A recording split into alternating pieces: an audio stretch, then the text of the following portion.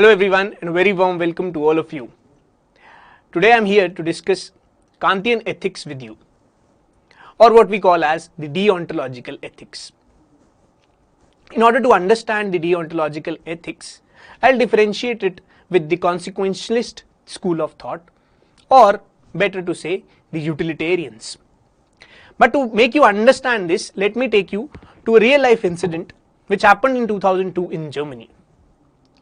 So there was a kidnapper who kidnaps a girl, and now the police wants to know the location of the girl. The parents approach the police and fortunately they find the kidnapper. But the kidnapper is not telling the details of the victim. So at this point of time, what happens is the police tortures the kidnapper to know the location of the victim.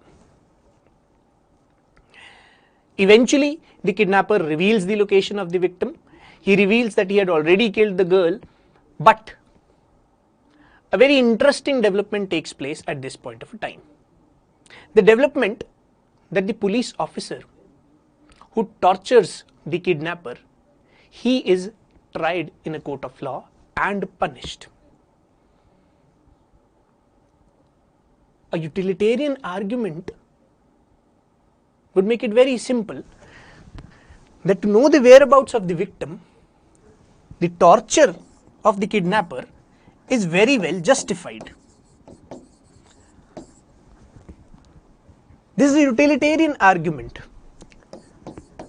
which says the greatest happiness of greatest number, or in this case, in order to know the whereabouts of the victim has done nothing wrong. In order to know the whereabouts of the victim, if we have to torture the kidnapper, then it is correct. We can go for this kind of approach. It is morally correct. Why?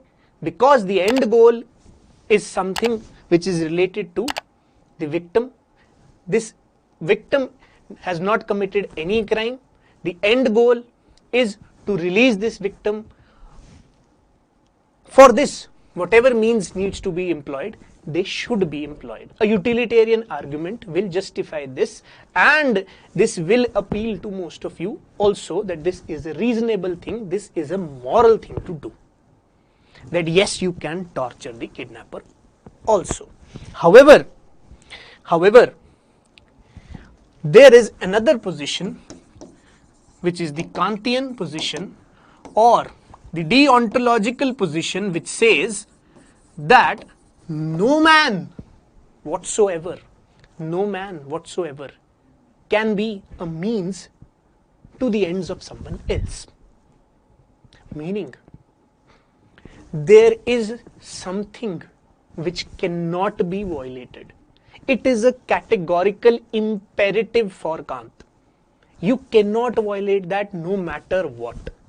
Meaning, you cannot torture this kidnapper to know the whereabouts of the victim, because torture itself is a violation of human dignity. By torturing this person, you are violating human dignity and you are making this person as a means to the end, which is the release of the victim.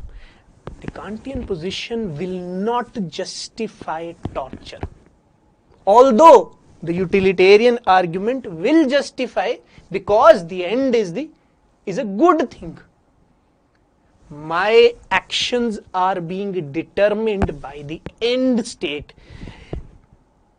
Whenever the actions are determined by the end state, I call my theory as consequentialist, and the utilitarians, they are consequentialists, who will say yes, torture this kidnapper and go ahead. But Kant will say you cannot violate human dignity no matter what. One person cannot be a means to the ends of the other person, and hence that interesting development whereby this police officer, which got hold of this kidnapper and tortured him, was punished.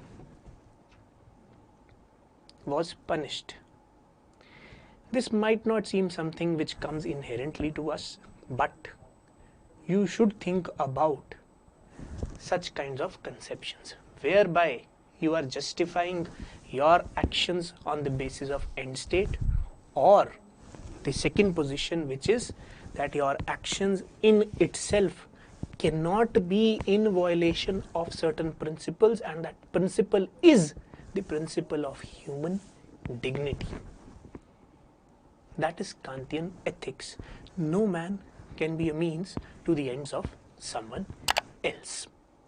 Such kind of a conception we need to understand in order for us to better make an argument, better make an informed argument when we are writing the answers. So this was a little something which I wanted to discuss with you.